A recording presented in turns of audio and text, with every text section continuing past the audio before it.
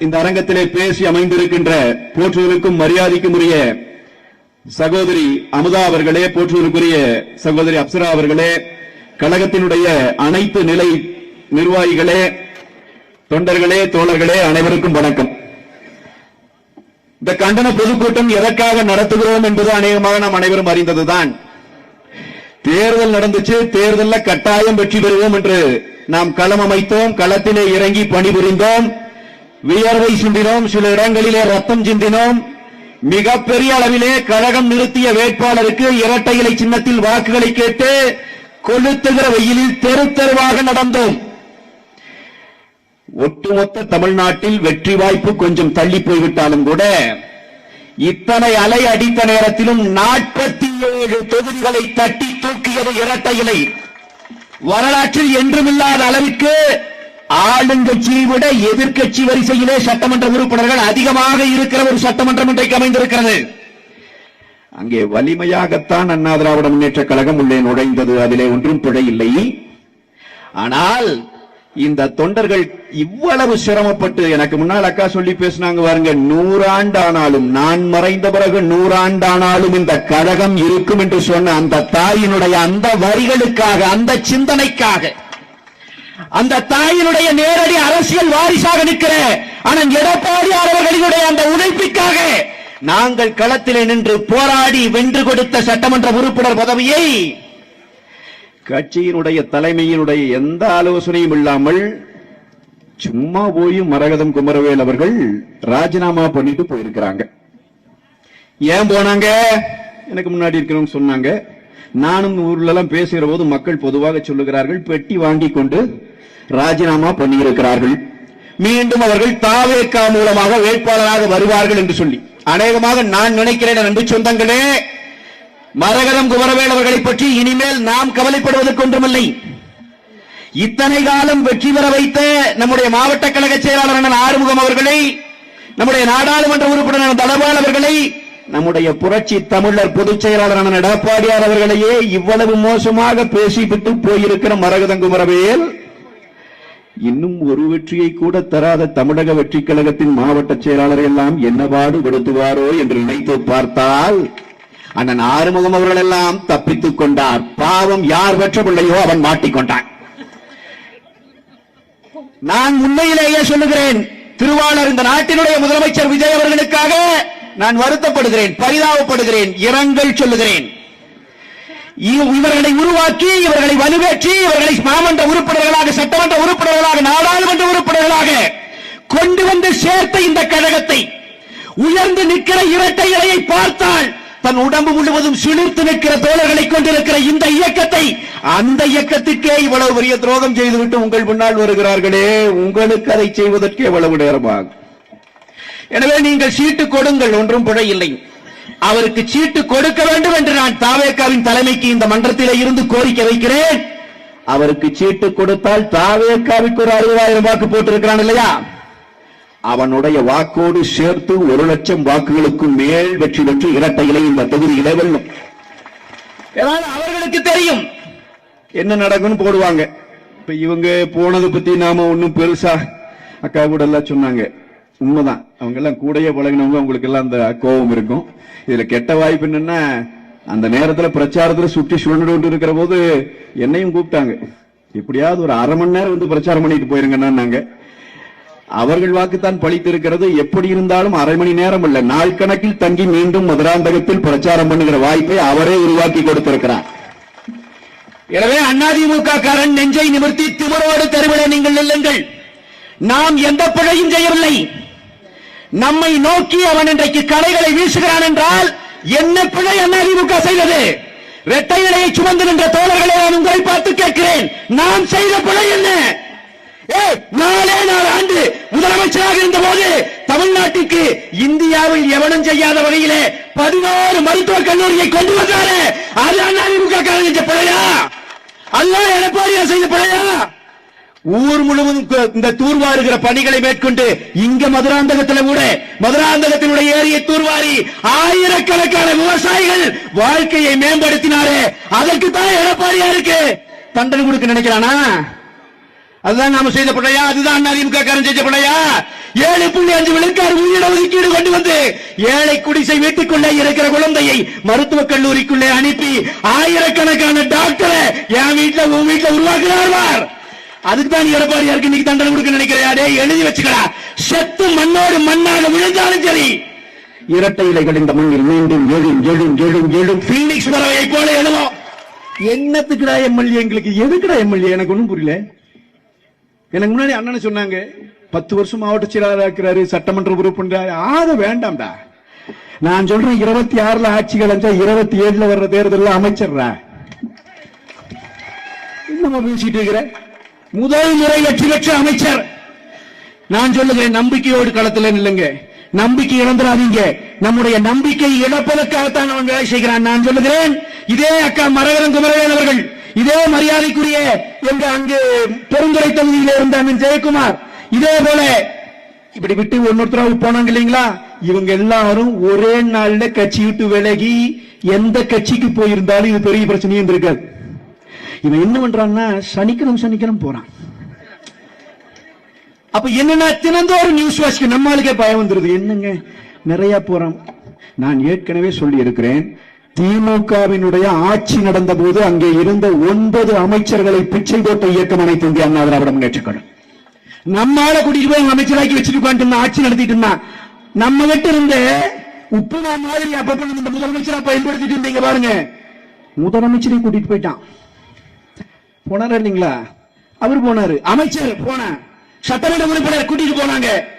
ஆனா திரு ஸ்டாலின் அவர்களுக்கே இருந்த பிரச்சனை என்ன தெரியுமா? திருவாளர் விஜய் அவர்கள் புரிந்து கொள்ள வேண்டும். ஸ்டாலின் அவர்களுக்கே இருந்த பிரச்சனை, அதிமுகவில் எம்எல்ஏவை தூக்கினோம், அதிமுகவில் அமைச்சர்களை தூக்கினோம், அதிமுகவில் முதலமைச்சராக இருந்தவனையே தூக்கினோம். ஆனால் அதிமுக தொண்டனினுடைய கணுக்கால் ரோமத்தை கூட தொட முடியலா? இந்த கட்சி அழிக்க முடியாதா?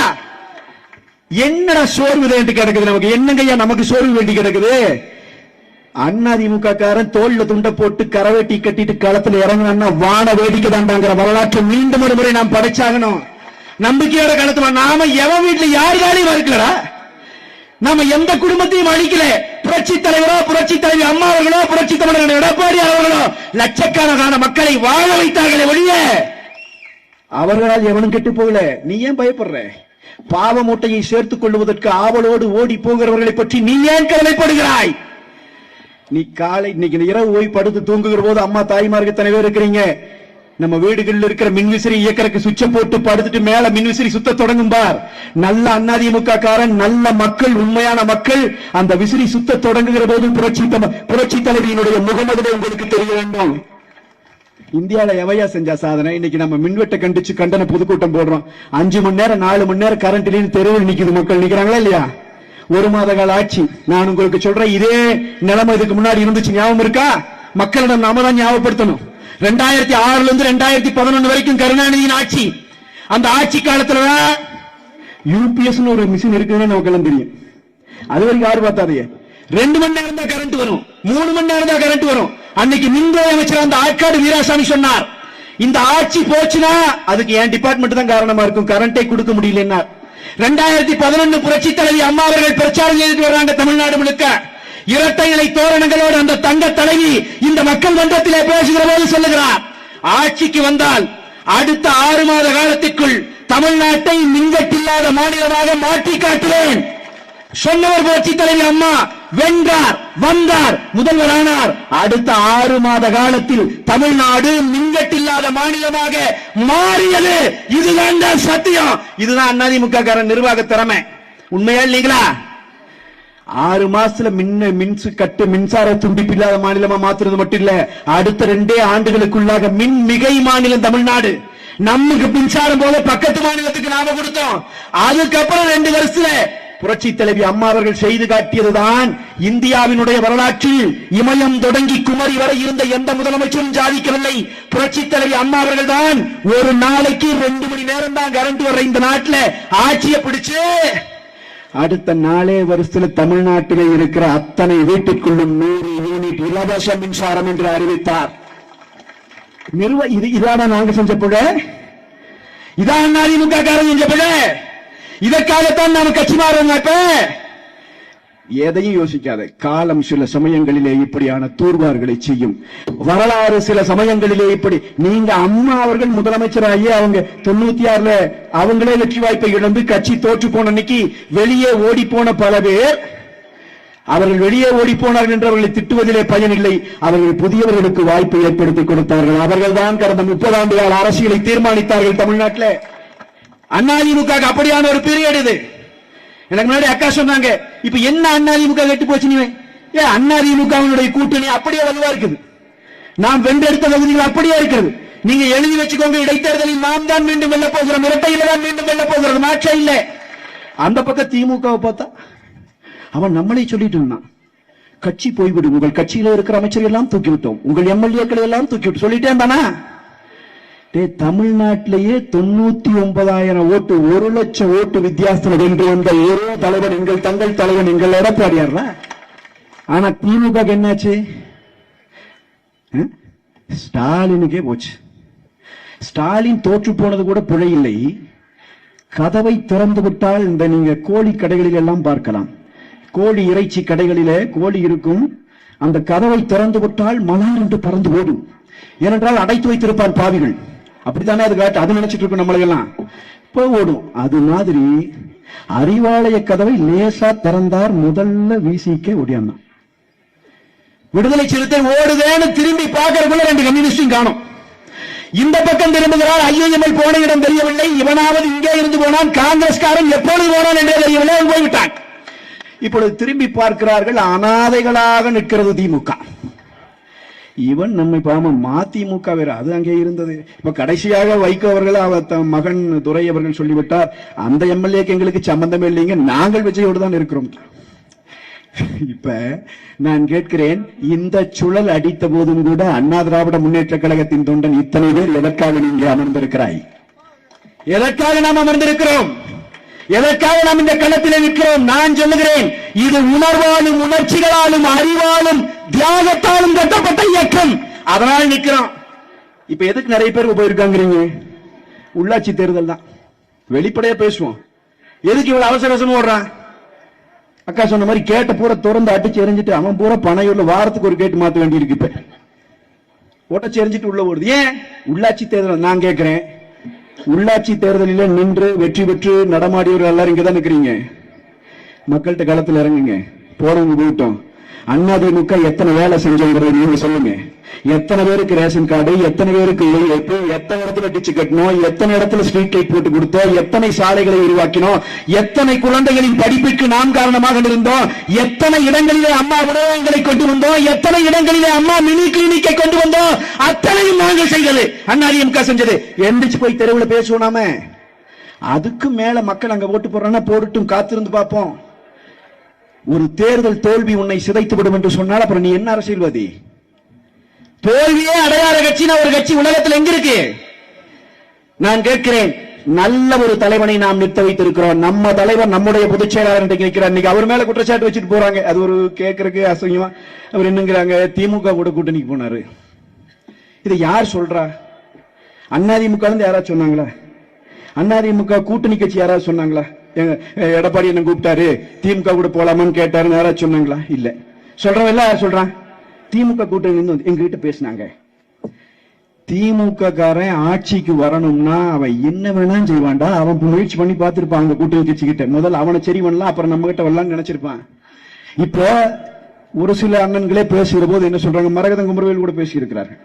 என்ன சொல்றாங்க, திமுக கூட கூட்டணி வைக்கலாம்னு முயற்சி பண்ணாரு, அப்புறம் நாங்க திருமாவளவன் அண்ணன் முதலமைச்சர் ஆக்கிடலான்னு கேட்டோம், வேணான்ட்டாரு. சொல்றாங்களா இல்லையா? நாங்க சொல்ல, அதிமுக காரன் சொல்ல, அவிதான் சொல்றாங்க. இப்ப நான் கேட்கிறேன், அண்ணன் திருமாவளவனை எப்படி முதலமைச்சர் ஆக்குறது? திமுகவும் அதிமுகவும் சேர்ந்து. அதுல அமைச்சர் யாரு? நான் தான். அப்ப திமுக ஆதரவோடு அமைச்சருக்கு நீ சம்மதிச்சு நீ கேட்டிருக்கிற, எங்க அண்ணன் எடப்பாடியார் வேண்டான்ட்டாரு. அதானே உண்மை? அட இதுதானே உண்மை. நீங்கள் சொல்லுகிற உங்கள் வாயிலே இருந்து வருகிற உண்மையே அதுதானே. அப்ப திமுகவோடு கூட்டணி வைப்பதற்கு தயாராகிவிட்ட பிறகு அண்ணா திராவிட முன்னேற்ற கழகத்தில் உங்களுக்கு என்ன வேலை? கேட்பானா? கேட்க மாட்டானா? திமுக தொண்டை அதிமுக தொண்டனே மன்னிக்க மாட்டான். திமுக தொண்டை எப்படி கேட்பானவன்? அவனும் ஒத்துக்க மாட்டான். இப்ப வசமா மாட்டி நிக்குது கும்பல். எனவே நான் சொல்லுகிறேன், செத்து கூட போய் விடலாம், நீதிக்காக தர்மத்திற்காக நின்று சாவோம். நீ எழுதி வச்சுக்கோ, வாழ்க்கையில 100 வருஷம் வாழ்ந்தினாலும் 100 வருஷம் கழிச்சு உன்ற உடம்ப தூக்குனாலும் நீ வாழ்ந்தது மொத்தம் 36,500 நாள் தான். மான ஏனை இழந்து வாழ்றதுக்கு நாம் இப்படியே வாழ்ந்து கூட செத்து போகலாம். கவலைப்படாத, நமக்கான காலம் வருகிறது, நம் கொடி பறக்க போகிறது. தமிழ்நாடு முழுவதும் அண்ணா திராவிட முன்னேற்ற கழகம் கட்டி எழுப்பப்படத்தான் இருக்கிறது. புரட்சி தமிழர் எடப்பாடியார் தலைமையிலே மீண்டும் அரசு அமைப்போம். அந்த நாள் வரும், காத்திருக்கணும், வேலை செய்யணும், மீண்டும் மக்களிடம் இறங்கணும், மீண்டும் நம்முடைய விடாதையா. ஒரு பையன் புள்ள நம்ம வீட்டு இருக்குது, கைய கால உடஞ்சு வச்சு தூக்கி குப்பையில் வீசி போயிருமையா? பக்கத்து வீட்டு குழந்தை நல்ல கைய காலோடு இருக்குதுன்னு அதை தூக்கி போக முடியும்? பக்கத்து வீட்டு குழந்தை கொஞ்சம் அந்த பிள்ளை கைய கால உடஞ்சாங்க ஐயா, குழந்தை நம்ம குழந்தையா, அந்த கையும் காலையும் சரி பண்ணிட்டு மீண்டும் ஓட வைக்க முடியும். அது நம்மால முடியுமா இல்லையா? அப்புறம் முடியாதுன்னு நினைச்சீனா என்னத்துக்கு ஐயா அந்த அம்மா படத்தை பாக்கெட்ல வச்சுட்டு தெரியுது? என்னத்துக்கு அந்த அம்மாவோட நினைவுகளை நெஞ்சில் வச்சிருக்கிற? அட, புரட்சி தலைவர் கட்சி தொடங்கி வந்தபோது வத்தல உண்டு ஆரம்பம் என்கிற உன்னை போல என்னை போல இந்த வேட்டியை கட்டுந்த அந்த தொண்டனை திமுக காரை கத்தியில குத்தி கொலை பண்ணி போட்டான். உடம்ப கொண்டு போய் போட்டாங்க. அவனுடைய மனைவி நிறைமாத கர்ப்பிணி. வத்தல உண்டு ஆறுமுகத்தின் அம்மா கதறி கொண்டிருந்தார். புரட்சி தலைவர் அந்த இடத்துக்கு போனார். அந்த அம்மா கட்டி கதறி அவரை கட்டி அணைத்துக் கொண்டிருந்த போது புரட்சி தலைவரே ஒரு நிமிடம் நினைத்தாராம், ஐயோ இவ்வளவு உயிர்களை பலி கொடுத்தா இந்த இயக்கத்தை நாம் கட்ட வேண்டும் என்று அந்த அம்மா சொல்லிச்சான் புரட்சி தலைவர்கிட்ட. என் மகனை கொடுத்துட்டேன், விட்டுறாதீங்க ஐயான்னு சொல்லிச்சான். அப்படி வந்த பிறந்த இயக்கம் தான் இது. ரத்த சேற்றிலே முளைத்த இயக்கமடா இந்த இயக்கம். ரத்த சேற்றிலே இருந்த உயர்ந்த கொடிகாலடா அண்ணா கையாட்டி கொண்டிருக்கிற நமது கொடி. அந்த சின்னம் தாண்டா ரெட்டையில, அந்த எம்ஜிஆர் கொண்டு வந்த சின்னம் ரெட்டையில புரட்சி தலைவி அம்மாவை உள்ள வந்தார். ஒரு பெண்ணுக்கு மிகப்பெரிய இழிவை எப்படி ஏற்படுத்தலாம்? அவருடைய ஆடையை பிடித்து இழுத்து சட்டமன்றத்திற்குள்ளே அவமானப்படுத்துவதை விட ஒரு இழிவா உங்களுக்கு எல்லாம்? விட்டுட்டு போயிருந்தா போக முடியாதா? அந்த துயரத்தையும் தாண்டி அந்த தலைவரால் கட்டப்பட்ட இயக்கம் தான் இந்த இயக்கம். அதன் பின்னால் நின்னவங்கடா நாம் அப்படி யோசிக்கணுங்க ஐயா. இளைஞர்கள் இருக்கிறீர்கள், நான் சொல்லுகிறேன், நெஞ்சில விருது போனுங்கள். நாம் இன்னும் களத்தில் வேகமாக வேலை செய்வோம். யார் வேணாலும் போகட்டும். மீண்டும் ஒரு முறை 26 வயசு பையனை அமைச்சராக்குவதற்கு அதிமுக தயாராயிருச்சுங்கிறதா இன்னைக்கு இருக்கிற செய்தி. எழுதி வச்சுக்க. 26 வயசு 27 வயசு பையன் அமைச்சராகி வந்தார்கள். அவர்களிலே சிலர் இன்றைக்கு போனார்கள். போய் தொலையட்டும். அவர்களோடு வருத்தப்படுவதற்கெல்லாம் நமக்கு எதுவும் இல்லை. ஆனால் நான் விஜயபாஸ்கர் அவர்களுக்கு அன்போடும் நன்றியோடும் நான் ஒரு விஷயத்தை மட்டும் சுட்டிக்காட்டுவேன். அவர் இன்றைக்கு நிறைய செய்திகளை எல்லாம் சொல்லுகிறார். உண்மையான உழைப்பவர்களுக்கு அங்கீகாரம் இல்லை என்று சொல்லுகிறார். நான் சொல்லுகிறேன், புரட்சி தலைவி அம்மா அவர்களினுடைய மரணத்தை பற்றி விசாரணை செய்த அந்த ஆணையம் விசாரணை அறிக்கை கொடுத்தது நம்ம எல்லாருக்கும் ஞாபகம் இருக்கு. அந்த அறிக்கையில அந்த நீதிபதி ஒரு திருக்குறளை எழுதியிருந்தார். அந்த திருக்குறளின் பொருள் மட்டும் நான் சொல்லுகிறேன். அவர் என்ன தெரியுங்களா அந்த திருக்குறள் எழுதியிருந்தார்? ஒரு பலம் பொருந்திய யானை, மிக வலுவான பலம் பொருந்திய யானை அதனுடைய கால் சேற்றிலே அகப்பட்டுக் கொண்டு நகர முடியாமல் சிக்கிக் கொண்டதென்றால் சாதாரண நரி கூட அதை வேட்டையாடிவிடும் என்கிற திருக்குறளை எழுதியிருந்தார். எனவே சேற்றிலே கால் சிக்கி இருந்த யானை யார் என்பதும் நமக்கு தெரியும், வேட்டையாடிய நரிகள் யார் என்பதும் நமக்கு தெரியும். அவர் குறிப்பிட்டு விட்டு அதெல்லாம் ஒரு பக்கம். அந்த அறிக்கையிலே அவர் குறிப்பிட்டதிலே அவர் மரணத்திற்கு காரணமானவர்கள் என்று குறிப்பிட்ட பட்டியலிலே மாண்புமிகு அண்ணன் விஜயபாஸ்கர் அவர்களே தங்கள் பெயரும் இருந்தது என்பதை நான் இப்பொழுது சுட்டிக்காட்ட விரும்புகிறேன். அந்த அறிக்கை இருக்கிறது, நீங்க யார் வேணா எடுத்து பார்க்கலாம். இந்த அறிக்கை வந்த அன்னைக்கே எனக்கு என்ன பிரச்சனை நடந்துச்சு. ஆனா சென்னையில அன்னைக்கு ஒரு உண்ணாவிரத போராட்டம் நம்முடைய புரட்சி தமிழர் எடப்பாடியார் தலைமையிலே நடக்கிறது. அப்பொழுது இன்றைக்கு அண்ணன் விஜயபாஸ்கர் பின்னால் நிற்கிற சில பேர் வந்து நம் பொதுச் செயலாளரிடம் சொன்னார்கள், இவர் பெயர் அந்த பட்டியலிலே வந்துவிட்டது, இவரை கூட்டி வந்தால் சிக்கல் வந்துவிடும், இவரை வரவேண்டாம் என்று சொல்லுங்கள், கட்சியிலிருந்து தள்ளி நிறுத்துங்கள் என்று சொன்னபோது அவரும் நம்மை போல்தான் அமைச்சராக இருந்தார், அவருக்கு அதிலே பங்கு இருக்காது. அந்த அறிக்கையிலே வந்துவிட்டது என்பதற்காக ஒரு மனிதனை, நம்ம கட்சியில் இருக்கிற ஒரு முன்னாள் அமைச்சரை, ஒரு சட்டமன்ற உறுப்பினரை கட்சியை விட்டு நகர்ந்து சொல்லி நிற்பது நல்லா இருக்காது. கட்டாயம் அவர் கலந்து கொள்ள வேண்டும் என்று முழு பாதுகாப்புடன் அந்த போராட்டத்திற்கு அன்றைக்கு விஜயபாஸ்கர் அண்ணன் அவர்களை கூட்டி வரவில்லை என்று சொன்னால் இன்றைக்கு இவ்வளவு கதை பேசுகிற இடத்திலே அவர் இருந்திருக்க மாட்டார். எனவே துரோகம் செய்கிறவன் யார், வஞ்சகம் செய்கிறவன் யார், முதுகிலே குத்துகிறவன் யார், அழகான முகமூடிகளை போட்டுக்கொண்டு இவ்வளவு மோசமான அவஸ்தைகளை செய்கிறவன் யார் என்பதையெல்லாம் நாடும் நாட்டு மக்களும் பார்த்துக் கொண்டுதான் இருக்கிறார்கள். ஒன்னே ஒண்ணு நான் உங்ககிட்ட கேட்டு விடைபெறேன். நாம பிரச்சாரம் பண்ணுவோம், கட்டாய இரட்டைகளை வெல்லும், நாம இடைத்தேர்தலில் வெல்லுவோம், நாம அடுத்து வருகிற உள்ளாட்சி தேர்தலுக்கு பாடுவோம். அதெல்லாம் ஒரு பக்கம். நான் உங்களுக்கு சொல்றது, நம்மளை பார்த்து சொல்றான் இல்லையா, என்னங்க அதிமுக கரைஞ்சிருச்சு, என்னங்க அதிமுக போயிட்டே இருக்கிறான், இப்படி சொல்றவன் வாயை முதல் நிறுத்துங்க. அதிமுக எங்கேயும் போல. அதிமுக வந்து போற மாதிரி தினம் ஒருத்தனை கூட்டிட்டு போய் படம் காட்டிட்டு இருக்கிறான். அதிமுக கிரவுண்ட்ல இருக்கிற கட்சி, மண்ணில் வேரூன்றி நிற்கிற கட்சி. அந்த கட்சி எங்கும் போகவில்லை. அது புரட்சி தமிழர் எடப்பாடியார் தலைமையிலே திரண்டு இன்றைக்கும் நிற்கிறது. நாளையும் வெல்லும். நீங்க வெளிப்படையா பேசுங்க, நீங்க சோறாதீங்க. முதல்ல அவன் சொன்னான்னா ஆமாங்க தெரியுது அப்படிலாம் ஒண்ணும் இல்ல. திமுக காரன் பின்னாடி போறான், நம்ம இவன் இங்கிருந்து போறாளாவது கதை உடைச்சிட்டு போறான், அவன் பூரா புறகால வர்றான். அங்கேயே நின்று போட்டோ எடுத்துட்டு அவன் போயிடுறான். திமுக இல்லாம போயிடுச்சு, திமுக கூட்டணி இல்ல, திமுக கிட்ட நிக்கிற ஒன்றே ஒன்று பணம் தான். அதை வச்சு படம் காட்டிட்டு இருக்கிறான். திமுக அழிந்து போய்விட்டது. அண்ணா திராவிட முன்னேற்ற கழகம் வலுவோடு நிற்கிறது. நான் சொல்லுகிறேன், மீண்டும் தேர்தலில் நின்றாலும் நாம் வென்று வருவோம். இன்றைக்கு இருக்கிற இந்த மின்தடை, இந்த மின்வெட்டு, செந்தில் பாலாஜி மின்துறை அமைச்சரான போது கேட்டோம், என்னையா இப்படி கரண்ட் போயிட்டே இருக்குதுன்னு. அவர் சொன்னார் அணில் ஓடுதுன்னாரு இல்லீங்களா?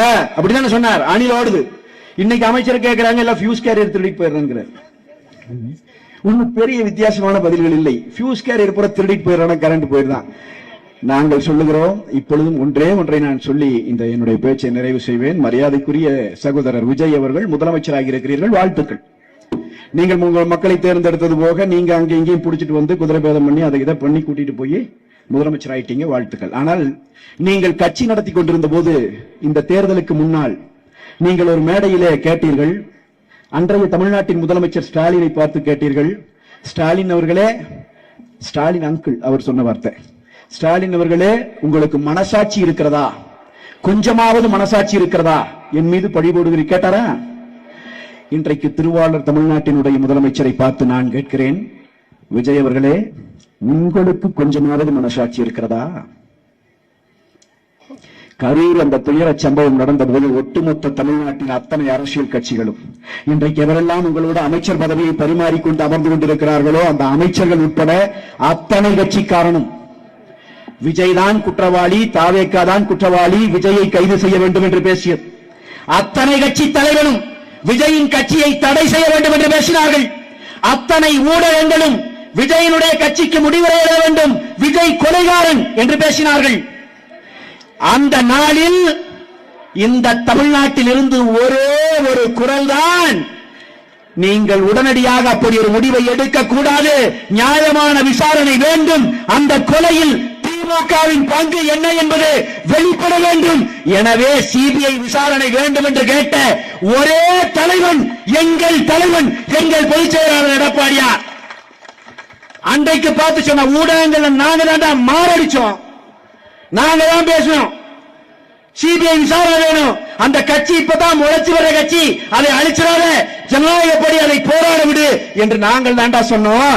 இன்றைக்கு மரியாதைக்குரிய தமிழ்நாட்டின் முதலமைச்சரே உங்களை பார்த்து கேட்கிறோம், கொஞ்சமேனும் மனசாட்சி இருந்தால் இந்த வேலையை செய்ய நீங்கள் துணிந்திருப்பீர்களா? துணிந்து விட்டீர்கள். இனி நாங்கள் இந்தபடி உங்கள்கிட்ட கெஞ்சிட்டு மனு போட்டுக் கொண்டிருக்கிற சிந்தனை எல்லாம் இல்லை. அதிமுக காரன் ஏறி அடிப்பான், அடுத்து பார் எதிர்கட்சியில நாங்க உட்காரும் போது என்ன விளையாட்டுக்குதுங்கிறத பாருங்க. நான் சொல்லுகிறேன், இன்றைக்கே ஒரு கும்பல் திமுகவோடு இருந்து அப்படியே கலண்டர் அங்க போய் சேர்ந்துருச்சு. இது ஒண்ணும் புதுசும் இல்லை, ஒண்ணும் இல்லை, அதெல்லாம் ஒண்ணுமே இல்லை. இவன் தான் பண்ணிட்டு இருந்தான், அத்தனை ரவுடிசம் பண்ணுவேன், அத்தனை பண்ணுவேன், எல்லாரும் அங்க தாக்குறான். தமிழ் மக்களை எல்லாம் அங்க போயிட்டான். பின்னிச்சு அதிமுக கூட்டணி அப்படியே வலுவா இருக்கு. நம்பிக்கையோடு களத்தில் இறங்குறோம். இந்த ஆட்சி ரொம்ப நாளைக்கு தாங்காது, இந்த ஆட்சி முடியுது, உடனடியா தேர்தல் வருது, தேர்தலில் மீண்டும் இரட்டை இலைகள் வெற்றி வாகை சூடுது. அதை பார்க்காம நம்மள ஒருத்தம் கூட மண்ணுக்குள்ள போக போறதில்லை, எழுதி வச்சுக்க.